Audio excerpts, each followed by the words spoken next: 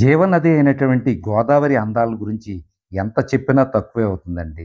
నిజంగా కాటన్ మహాశయుడు నిర్మించినటువంటి ఈ బ్యారేజ్ వల్ల గోదావరి జిల్లాలన్నీ కూడా సస్యశ్యామలం అయిపోవటమే కాకుండా, ఒక రకమైనటువంటి ప్రకృతి అద్భుతంగా పరవళించినటువంటి గోదావరి జిల్లాలు మీరు ఎక్కడికెళ్ళినా కూడా చాలా అద్భుతంగా ఉంటది. ముఖ్యంగా ఈ పట్టిసీమ దేవాలయం అయితే చాలా చాలా బావుంటది. ఇక్కడ వెళ్ళేటువంటి ప్రయాణం గాని, ఈ పడవ ప్రయాణం గాని, చుట్టూ ఉన్నటువంటి ప్రకృతి అందాలు గాని, ఎంతో గొప్పగా ఉంటాయండి. ఎంత చెప్పినా తక్కువే అవుతుంది. గోదావరి నాసిక్‌లో పుట్టినప్పటికీ కూడా మీకు తెలంగాణ జిల్లాల్లో ఎక్కువగా ప్రవహిస్తుందండి. తర్వాత ఇది ఉభయ గోదావరి జిల్లాల పంటలను సస్యశ్యామలం చేసి, తర్వాత అంతర్వేదిలో సముద్రంలో కలిసిపోతుందన్నమాటండి. అసల ఇక్కడ పట్టిసీమలో ప్రత్యేకంగా ఉండేటువంటి ఈ ప్రత్యేక వాతావరణం మనల్ని ఎంతగానో కట్టిపారేస్తుందండి. ఇక్కడ ఉన్నటువంటి భద్రకాళి సమేత వీరేశ్వర స్వామి ఆలయం చాలా పవిత్రమైనది, ఎంతో పురాతనమైంది, ఎంతో చారిత్రక.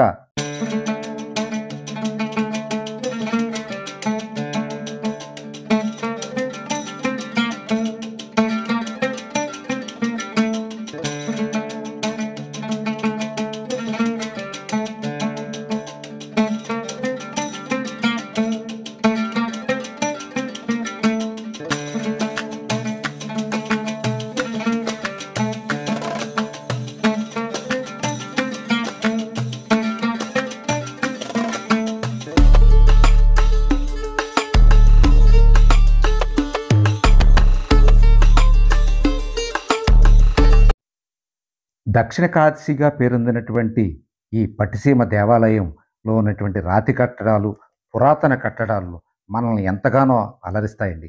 ఇక్కడ ఉన్నటువంటి శిల్ప సౌందర్యం ఆ రోజుల్లోనే అంత అద్భుతంగా నిర్మించారంటే మన ఆశ్చర్యం కలుగుతుందనమాట.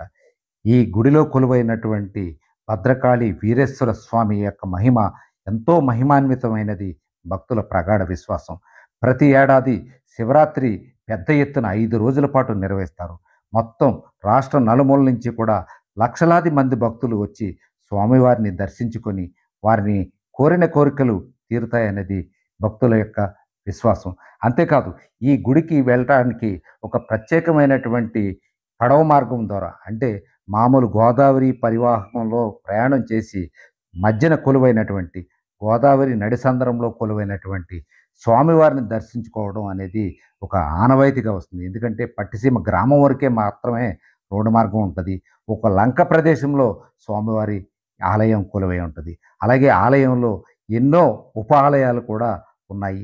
ఇక్కడ స్వామివారికి అభిషేకం చేసుకుంటే కోరిన కోరికలు తీరుతాయని, అదే ఎటువంటి కష్ట నష్టాలు లేకుండా జీవితాన్ని స్వామివారు కరుణిస్తారనేది భక్తుల నమ్మకం.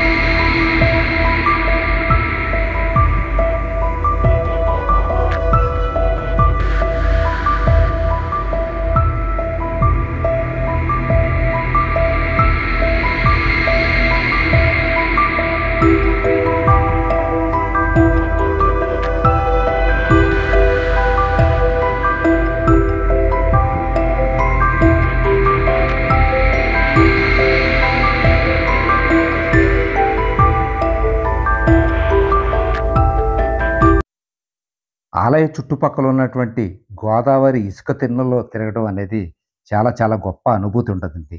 అయితే ఎండాకాలం కాకుండా శీతాకాలం, వర్షాకాలంలో గనక వెళితే గనక మంచిగా మనం ఎంజాయ్ చేయొచ్చండి. సమ్మర్‌లో మాత్రం అక్కడ ఇసుక వేడి గాని, ఆ చుట్టుపక్కల ఉన్నటువంటి తేమ వల్ల గాని మనం అక్కడ నిలబడటమే కష్టం అవుతుంది. అయితే మిగతా 2 కాలాల్లో కూడా చాలా బావుంటది.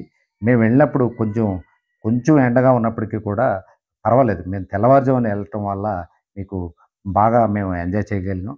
సరదాగా అక్కడ ఉన్నటువంటి ఇసుక తినెలు చూసాము. సరదాగా గోదావరిలో తిరిగాము. అలాగే మీకు చిత్రం ఏంటంటే, మొత్తం నాసిక్‌లో పుట్టినటువంటి గోదావరి ఎన్నో కొండలు, కోనలు దాటుకొని ఇక్కడ పట్టిసీమ దగ్గరికి వస్తుందండి. గోదావరి రాజమండ్రిలో అఖండ గోదావరిగా ఉంటది. కొన్ని కొన్ని చోట్ల చిన్న చిన్న కాలువల మాదిరిగా ఉన్నా కూడా తెలంగాణ ఆ పై భాగాల్లో ఇక్కడ మాత్రం అఖండ గోదావరిగా 5 పాయలుగా విడిపోయి అంతర్వేది సముద్రంలో కలవటం అనేది ఈ గోదావరి యొక్క ప్రత్యేకత. చిత్రం ఏంటంటే మనం ఆ గోదావరి నీళ్లు దోసెళ్ళతో తాగినా కూడా చాలా చాలా టేస్ట్ ఉంటది. ఎలాంటి అనారోగ్యం లేకోకుండా అద్భుతంగా తాగొచ్చనమాటండి. మేము అక్కడ టేస్ట్ చేసింది చూడండి. ఈ పాయలుగా వస్తున్నటువంటి ఈ వాటర్‌ను టేస్ట్ చేస్తే ఏదో ఒక తెలియనటువంటి అనుభూతి, మనకు ఆరోగ్యం వచ్చినట్టు అనేటువంటి ఫీలింగు కలుగుతుందండి. ఈ రోజుల్లో మనం గోదావరిలో గానీ, చిన్న చిన్న కాలువల్లో గానీ, దోసిళ్ళలో నీళ్ళు తాగటం అనేది చాలా చాలా కష్టం. ఎందుకంటే చాలా రకాలైనటువంటి అనారోగ్య సమస్యలవుతాయి. స్వామివారి కరుణో ఏంటో తెలీదు గానీ, మీకు ఈ చుట్టుపక్కల ఈ ఆలయ పరివాహక ప్రాంతంలో ఎక్కడ మీరు తాగినా కూడా నీళ్ళు చాలా చాలా అద్భుతంగా ఉంటది. ఎటువంటి మినరల్ వాటర్ కూడా ఎందుకు పని చేయదనమాటండి. అంత టేస్ట్ ఉంటది. కావాలితే మీరు ఎప్పుడైనా ఒకసారి మీరు ఆ పరివాహక ప్రాంతంలో తాగి చూడండి. టేస్ట్ కూడా అద్భుతంగా ఉంటది. ఎందుకంటే ఒక తీర్థ ప్రసాదం మాదిరిగా అనిపించిందండి నాకైతే గనక. భలే! భలే! ఎంజాయ్ చేశాము. అలాగే ఈ పట్టిసీమ గురించి దక్షిణ కాశీగా పేరొందినటువంటి ఈ దేవాలయం గురించి గతంలో నేను ఒక ఎపిసోడ్ చేశాను నేను. మీరు గనక చూడకపోతే అది తప్పనిసరిగా చూడండి. దానికి అవసరమైనటువంటి లింక్‌ని మీకు డిస్క్రిప్షన్‌లో ఇస్తానన్నమాట. ఎంతో మహిమాన్వితుడైనటువంటి భద్రకాళి సమేత వీరేశ్వర స్వామి ఆలయం దర్శనం అనేది పూర్వజన్మ సుకృతం అని నేనైతే భావిస్తానండి.